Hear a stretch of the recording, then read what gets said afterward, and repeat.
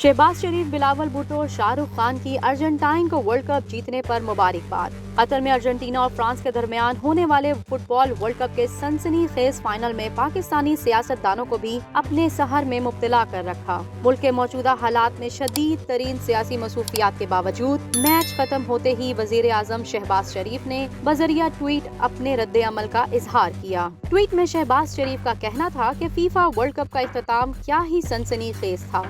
वजीर आजम ने अर्जेंटाइन के कप्तान और स्टार फुटबॉलर मेसी की तारीफ करते हुए वर्ल्ड कप के मेजबान मुल्क कतर को इवेंट के कामयाब इनकाद पर मुबारकबाद दी। शहबाज शरीफ का कहना था कि इवेंट में सऊदी अरब का अर्जेंटीना को हराकर अपसेट करना और मराकश की शानदार कारकर्दगी मेरे लिए यादगार रहेंगी।